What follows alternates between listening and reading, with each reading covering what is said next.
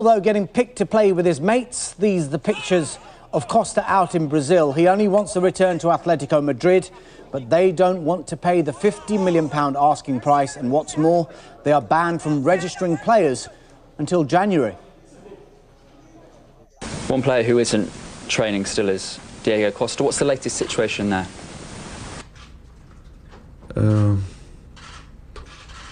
The same, and no news. Is it frustrating for you as a manager to be in this situation with Diego? No, absolutely. Short and sweet from Antonio Conte on Diego Costa. Now, you may have noticed Everton appear to be keeping an eye on the Costa situation. Boss Ronald Koeman wants a striker and was asked if it was possible to bring in Costa on loan. Diego Costa? I don't know. I said always a warm welcome for every good player, and he's a good player. Sounds to me like Ronald Koeman is interested. What about departures at Goodison Park? Well, time is running out for midfielder Ross Barkley to get a move. He's into the final year of his contract. He's not going to sign a new one, and he's currently out injured. Chelsea and Tottenham are interested, but could he yet play a part for Everton this season? If Ross is staying, and I'm pleased if he stays, because he's one more good player in the team. And okay, that's a decision by the board, but what we need to talk about. Yeah, it could be a busy end to the window for Everton. To Manchester City we go now, and there could be big changes in their defensive ranks before the window closes. Inter Milan are edging closer to a loan deal for Eliakim Mangala. City's preference is to sell Mangala, but it's thought the player only wants to go to Inter. Mangala has not played under Pep Guardiola, having been on loan at Valencia last season. City, you remember, bought him from Porto for £32 million 3 years ago and want to get this one over the line quickly so that they can focus on other targets. And those other targets include the West Brom defender Johnny Evans. City are expected to go back in with an improved bid early next week after having had an £18 million offer rejected. West Brom don't want to sell, don't need to sell, but will sell if they receive an acceptable amount. You have to be a little bit careful, but in another way, you'd want him to get that game time if he can get that game time. Has there been any other contact from Man City? Have they opened their bid at all? Again, John and the directors would be dealing with that. At present, I think there's been no contact for the last couple of days. So, Johnny's a West Bromwich Albion player. We're hoping that we can get this situation resolved and move on. It's very interesting how Tony Pulis's responses regarding Evans have subtly changed. 2 weeks ago, the stance was not for sale. That became every player has his price. And now he simply hopes that Johnny Evans stays at the Hawthorns. Now, staying with West Brom, and they are looking for defensive reinforcements themselves, whether Evans stays or goes. But it seems their interest in Tottenham's Kevin Wimmer has cooled, and it appears it could be a straight fight between Crystal Palace and Stoke City. We made an inquiry, that's my understanding. We'll wait and see in terms of the response to that. But as we stand, obviously he's a Tottenham player and they dictate what they feel they need to happen in terms of his future, and obviously the player has a view on that as well. Yeah, it could be a busy end to the window at Tottenham. Wimmer seemingly on his way out. Could keeper Michel Vorm follow him? Well, we are told Crystal Palace are interested. Palace boss Frank de Boer has made no secret of his desire to bring in a keeper, but would not be drawn on any names. Now, one man who has left Tottenham is the defender Cameron Carter-Vickers. He has joined Sheffield United on a season-long loan.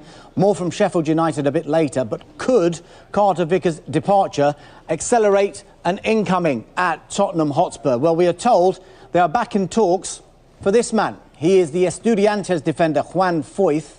He's 19 years old and he's been capped 12 times by Argentina's under-20s. The deal had looked off earlier in the window as Tottenham felt the asking price was simply too high.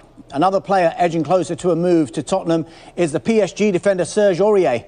The French club won £23 million for the player. Tottenham boss Mauricio Pochettino wasn't giving too much away on specific names, but did say Tottenham will be active. We are working hard, yes, to trying to strengthen the squad, to bring few players more, And yes, big effort from our chairman, Daniel, and Steve, our chief scout, trying to find the right profile. Yes, we are working hard. Big effort from the club to trying to strengthen our squad. I say 4 players before. Okay, 1 keeper plus 4. Okay, maybe 3 more. Well, the second biggest transfer in world football is on the verge of completion. Barcelona have announced they have agreed a deal with Borussia Dortmund for Ousmane Dembele. The forward will move for an initial £97 million, but add-ons will take the deal to £135 million. Dembele will arrive in Spain on Sunday and will have a medical on Monday ahead of being presented to the media. The 20-year-old will sign a 5-year contract, and there is a buyout clause in his contract. Barcelona say it would take £369 million to buy Dembele out of his contract. Well, Dembele will become the second most expensive transfer of all time under Neymar. He costs more than both Paul Pogba and Romelu Lukaku. Dembele's former club Rennes will pocket around £12 million from the deal because of a 25% sell-on clause.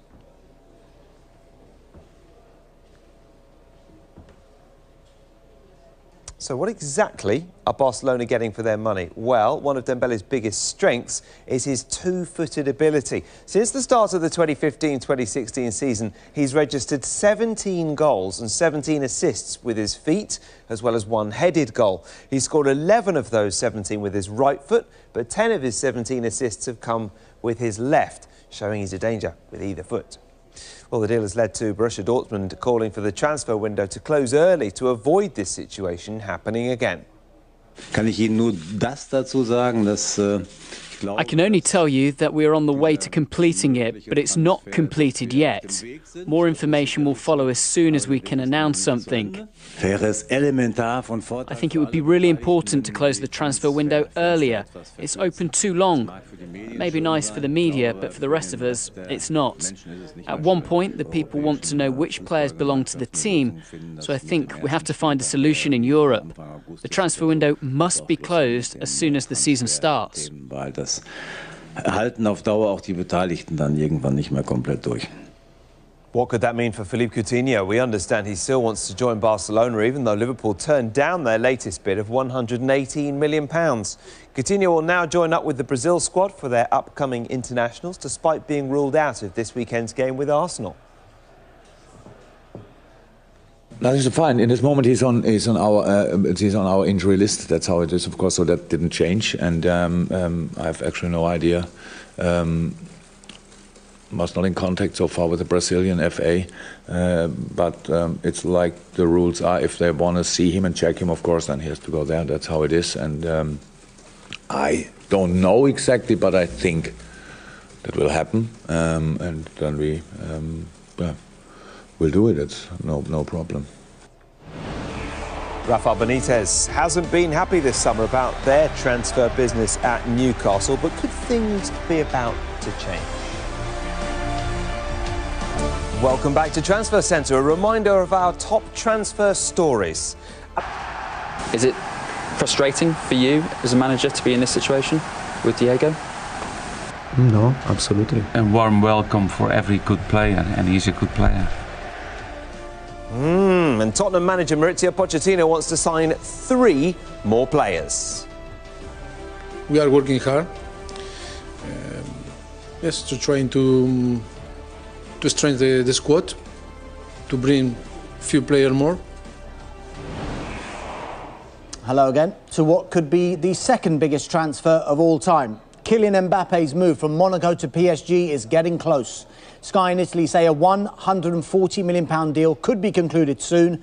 He would join the world's most expensive player in Neymar. There's a willingness to get this done before Mbappe joins up with France on Monday. His manager Didier Deschamps doesn't want players negotiating transfers while they are on international duty. Now, the Monaco coach Leonardo Jardim says he's still counting on Mbappe.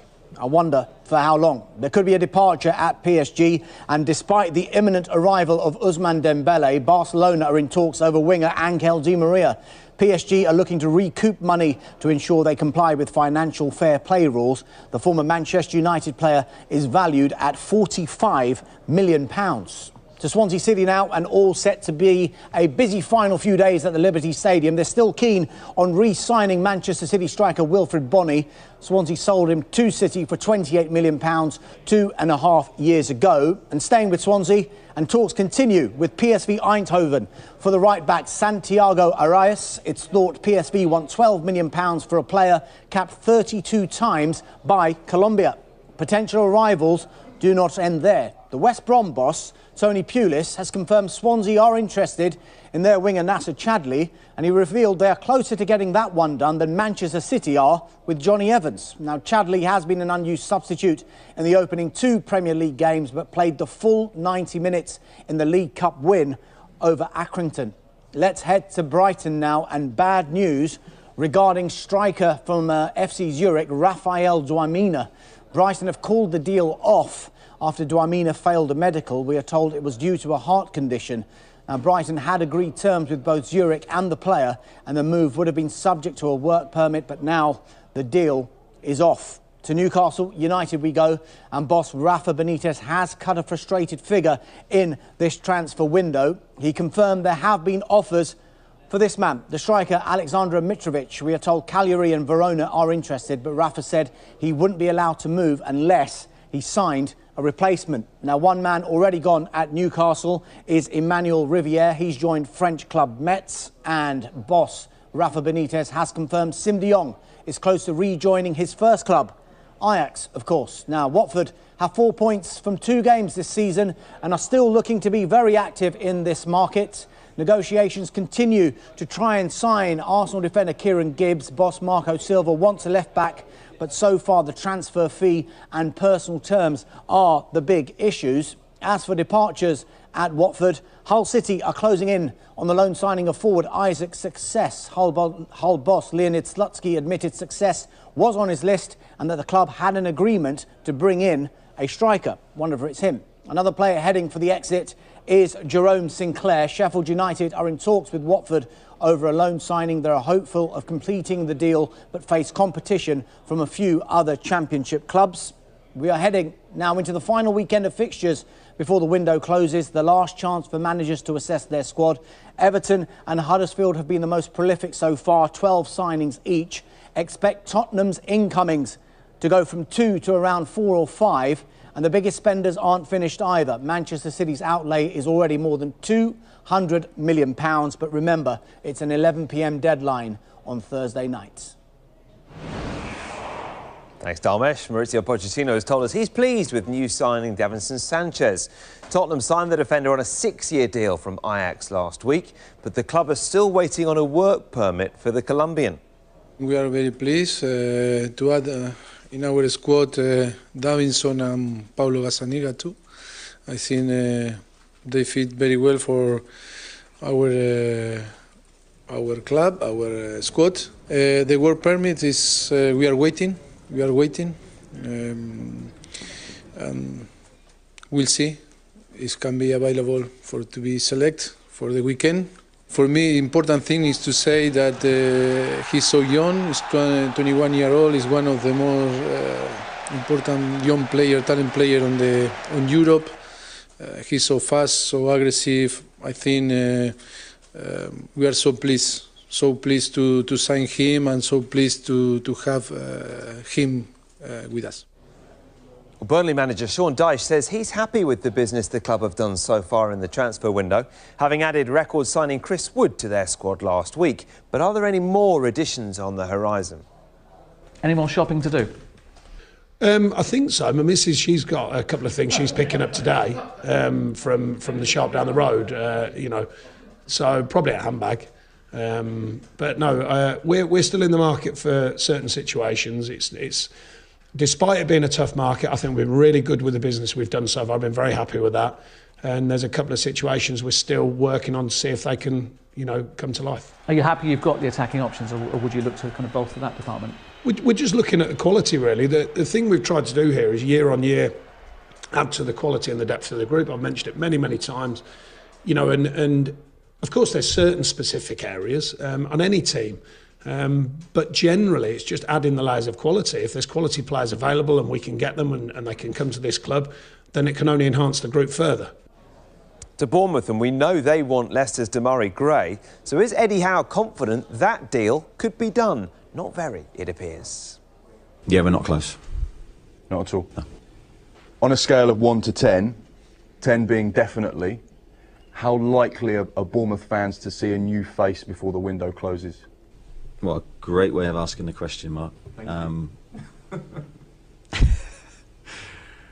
No, look, let's wait and see. I'm not ruling anything out. I've said the same answer, I think, for about a month now. I'm not ruling anything out, but certainly not ruling anything in. Let's wait and see. Well, Liam Bridcut has told us he was surprised Leeds let him go. Bridcut signed a 3-year deal at Nottingham Forest earlier this week and is set to make his debut against his former side this weekend. Never really see it coming. But like I said, it's their loss and Forest's game now. I think for me it was a difficult point and there was no reason behind it. It was new manager and obviously he had his selective players and I wasn't one of them. So for me now it's just to prove everyone wrong. I kind of had a sense for it once I got through pre-season.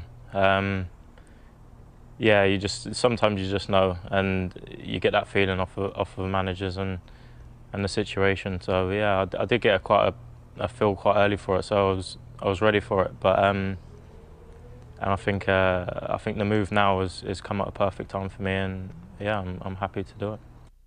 No, delighted with Liam. We know his experience. I watched Liam from when he was a Chelsea academy player, working closely with Brendan Rodgers, and watched him through Swansea and Watford, etc. But a very talented player, understands our style of play, very comfortable on the ball, dominant in possession. So delighted to get hold of Liam and looking forward to seeing him at the weekend. We rotate systems, but we want players who are comfortable in possession, who take the ball in tight areas and can recycle it proficiently. And he ticks all the boxes for us, and he's combative, he closes down well, denies space, he occupies good areas of the park. So for us, he was a very, very shrewd signing, delighted with that, and I think he'll fit in very quickly to us. Well, Pedro Caixinha says there's no way back for Michael O'Halloran under him at Rangers. O'Halloran has scored 4 goals since joining St Johnstone on loan. Caixinha signed another winger this week on loan, Manchester City's Aaron Neman. He's not my type of player. Is not the type of player that Rangers needs. You need to see that sometimes if you take the same person to different contests, is he going to give you the same? So that's what you need to understand. In my opinion, he's not having back to play for Rangers. Is that a mental thing? No, that's up to me and him to discuss it. I'm not going to discuss it. I'm just telling you that in different scenarios, in different contests, he will have different answers. And you are seeing that at the moment. There's plenty more on all the big stories in Transfer Centre at 10 p.m. tonight. And don't forget, Monday until Wednesday, every hour is a Transfer Centre. Wow. And on Thursday, it's deadline day. Stay across.